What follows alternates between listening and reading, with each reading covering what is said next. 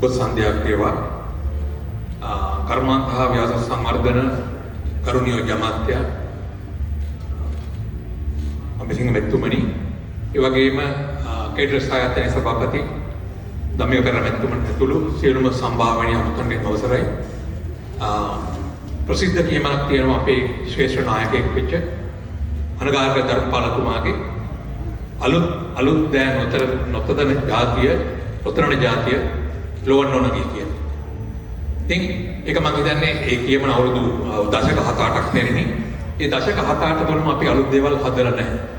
ඉතින් ඒ වගේ කාලෙක මේ වගේ අලුත් දේවල් හදපු අවස්ථාවක අලුත් දේවල් එළි දක්වන අවස්ථාවකට ආරාධනය කිරීම පිළිබඳව මම මුලින්ම අපේ දමික කර මහත්මයාට කේඩී සාධනට මගේ ප්‍රණාමය පුද කරන්න කැමතියි. අපි ශ්‍රී ලංකාව කුෂිකාර රටක් කියලා අපි සියලු දෙනාම දන්නවා. නමුත් අපිට සංවර්ධිත රටක් වෙන්න නැත්නම් දියුණු රටක් වෙන්න කර්මාන්ත නැතුව නැත්නම් කාර්මීකරණය නොවි අපිට දියුණු වෙන්න බෑ. සංවර්ධනය වෙන්න බෑ. අපි කවුරුත් කැමති සංවර්ධිත රටක ජීවත් වෙන්න. කර්මාන්ත ව්‍යවසාය සංවර්ධන අමාත්‍යාංශ විදියට අපි කර්මාන්ත සංවර්ධනය කරන්න අපේ උපරිම සහයෝගය ලබා දෙමින් සිටිනවා. අපි කර්මාන්ත අංශ 20ක් දැනට හඳුනගෙන ඒ කර්මාන්ත අංශ 20 සඳහා උපදේශක කමිටු පිහිටවලා තියෙනවා. ඒ අතරින් මෝටරත වාහන උපාංගන සහ නිෂ්පාදනය සහ වාහන එකලස් කිරීම හා නිෂ්පාදනය සඳහා එක් අංශයක් අපි හඳුනගෙන තියෙනවා. මේ සෑම අංශයකටම උපදේශක කාර්ය සභාවක් පිළිලා තියෙනවා. මේ උපදේශක සභාවට ඒ අංශයේ ප්‍රධාන කර්මාන්තකරුවන්, ඒ වගේම රාජ්‍ය නිලධාරීන්, ප්‍රතිපත්තිසකසන, ඒ වගේම රිසර්ච් කරන යුනිවර්සිටි වල නැත්නම් විශ්වවිද්‍යාලවල නිලධාරීන් ආචාර්යවරුන් ඇතුළු කණ්ඩායමෙන් තමයි මේ උපදේශක කමිටුව පිළිලා තියෙන්නේ. මේ උපදේශක කමිටුව මේ මෝටර සම්බන්ධයෙන් පවතින උපදේශක කමිටුව විශේෂයි. ඒ මොකද කියනවනම් ඒ කමිටුවට ඒ කර්මාන්තය සඳහා SOP එකක් නැත්නම් සම්මත මෙහෙයුම් ක්‍රමවේදයක් ස්ටෑන්ඩඩ් ඔපරේට් ප්‍රොසීඩියර් එකක් අඳුරලා දීලා තියෙනවා මේ කර්මාන්ත අංශය දිනු කරන ඔටෝමොබයිල් අංශය දිනු කරන. ඒ යටතේ අපි රෝද 4 වාහන සහ රෝද 6 වාහන බර වාහන එකලස් කරනවා නම් ඒ සඳහා ප්‍රතිසාර ලබා දෙන්න. ඒ වගේම රෝද 2 වාහන සහ ඉලෙක්ට්‍රික් ටී රෝද එකලස් කරනවා නම් නැත්නම් නිෂ්පාදනය කරනවා නම් ඒ සඳහා සහන දෙන්න. ඊට අදාළව මෝටර උපාංග නිෂ්පාදනය කරන නිෂ්පාදකයින්ට ආධාර කරන්න ඒ සම්මත මෙහෙයුම් පරිපාලනය අපි ප්‍රොජෙක්ට් එක ගන්නවා. ඒ යටතේ ඇත්තටම ලංකාවේ වාහන එකලස් කිරීම 2008 විතර තමයි පටන් අරන් තියෙන්නේ. ඒ කාලේ මේ අපේ සම්මත මෙහෙයුම් පරිපාලනය අපි අඳුරලා දුන්නේ 2021. ඒ 2021 ඉස්සෙල්ලා ආයතන 3ක් තමයි මේ වාහන එකලස් කිරීම යෙදিলা හිටියේ. නමුත් මේ 2021 අපි අඳුරලා දුන්නාට පස්සේ අද වෙනකොට ආයතන 38ක් අපිට සමග ලියාපදිංචි වෙලා තියෙනවා. මේ රෝද 4 සහ බර වාහන සහ රෝද 2 වාහන එකලස් කරන්න. ඒ ආයතන 17ක් අපි සමග දැන් එකලස් කිරීම කටයුතු කරගෙන යනවා. ඒනොත් ආයතන 7ක් මෙම රෝද 2 මොටරසයිකල් එකලස් කරන නිෂ්පාදනය කරනවා. ඉතින් මේ ආයතන 7 අතරින් අපිට කේඩී රයිස් ආයතන විශේෂයි. ඒයිද කියනවනම් කේඩී රයිස් ආයතන තමයි එකම ආයතනය මේ මොටරසයිකල් නිෂ්පාදනය කරන. අතර මොටරසයිකල් ගැන තව ආයතනයක් නිෂ්පාදනය කරන තවත් රථයක්. නමුත් මුලින්ම රථයක් නිෂ්පාදනය කළ ආයතනය තමයි කේඩී රයිස් ආයතනය.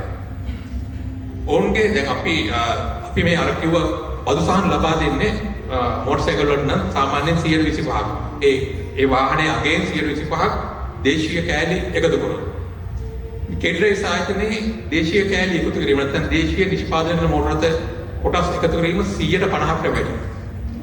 එතුමා තමයි මුලින්ම මම දැන් ජැසිය නිෂ්පාදනය කරේ 150කට වැඩි. ඉතින් එතුමාගේ මේ සියලුම නිෂ්පාදන පෙළේ ඒ ජැසිය හදලා ඒ නිෂ්පාදනය ඉතින් අපිට පේනවා මේ අංශේ වර්ධනයක් සිද්ධ වෙනවා මෙතුමාගේ මේ ක්‍රියාකාරීත්වයත් එක්ක.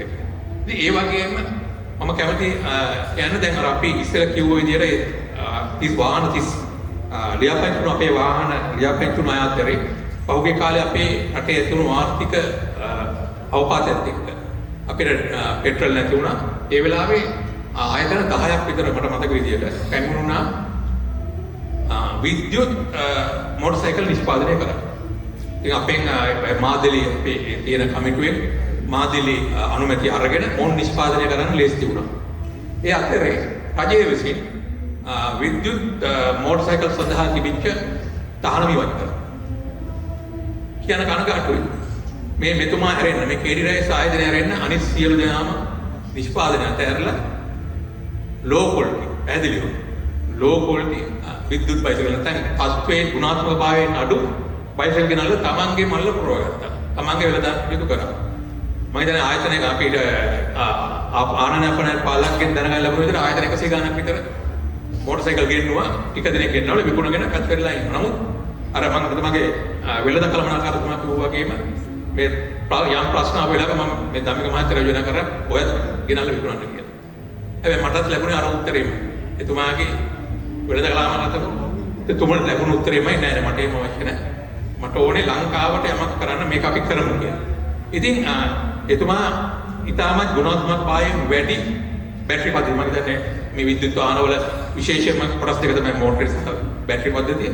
ගුණාත්මක භාවයෙන් ඉතාමත් ඉහළ බැටරි පද්ධතියක් තමයි එතුමා භාවිත කරන්නේ. අපි අපේ කමිටුවෙන් ක්ලාස් කරන්න දෙන්නේ මේ බැටරි පද්ධතිය. නමුත් අර අනිත් සියලු දෙනා ඉතාමත් ගුණාත්මක භාවයෙන් අඩු බැටරි පද්ධතිය වලින් තියෙන බයික් මෝටර් සයිකල් ආනයන කරන ගත ආනයන තාම ලිහිරුණා.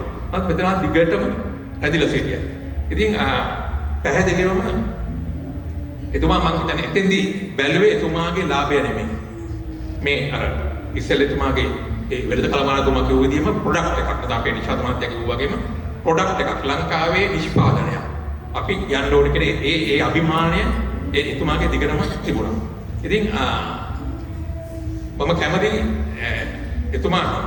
එතුමාගේ ආයතනයට පුරවැසියෙක් විදියට නිලධාරියෙක් විදියට ඒ අපේ ගෞරවය කරනවා. බොහොම